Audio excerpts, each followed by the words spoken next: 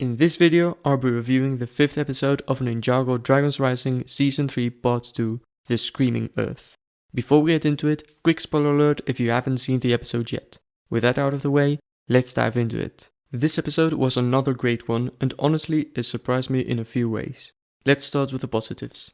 First, we get a short scene of Ryu's training, and I'm glad to say it feels much more like actual training compared to last time.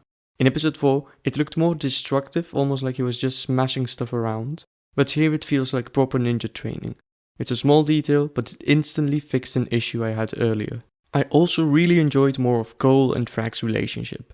Seeing them connect through their elemental powers is great stuff. It's one of those small master-student dynamics that adds a lot to the show without trying too hard, and I'm loving it. Now, about the Land of Lee. In my episode 3 review, I said I didn't like it. The musical bit dragged on and I thought Lee was uninteresting as a villain. But here, it turns around completely.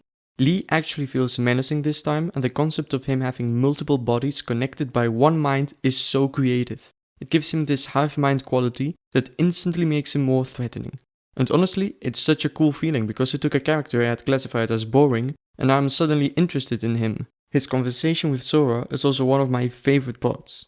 Both characters share that feeling of loneliness, but the difference is Sora's already learned how friendships work thanks to Eren. When she explained this to Lee, it's not only a callback to her lying to Eren in Season 2, but it also shows how much she's grown.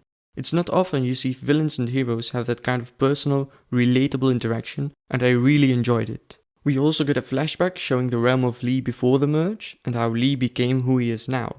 Honestly, I didn't expect his background to be so sad, or that I would even feel sorry for him. Speaking of characters, I also want to highlight Barry and Jenny, Eren's parents. They surprised me in so many ways. Instead of being the typical defenseless side characters, they're actually investigating in the Land of Lee on their own, and that gives them a depth I really wasn't expecting. Jenny's conversation with Nia especially stood out, where she says Jay may not remember her in his mind, but still remembers her in his heart. It was a great scene for both Jenny and Nia. It's one of the more touching moments in the episode, together with Eren reuniting with his parents. Also, talking about Jay, I really liked the little references to his past, like the mention of his game show in Season 4 and even Prime Empire. It's a nice callback for longtime fans.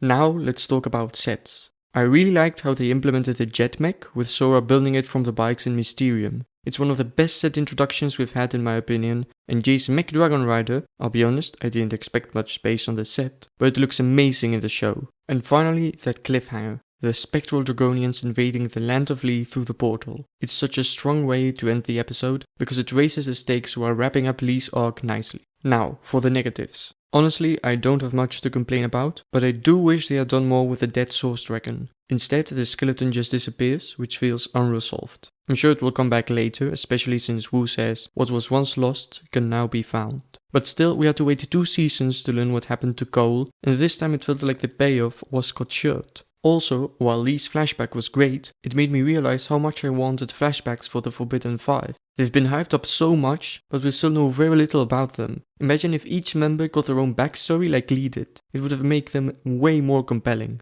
But honestly, those are minor points. Overall, The Screaming Earth is a really strong episode with emotional moments and great character work. For me, it's another easy 10 out of 10. And that wraps up this review.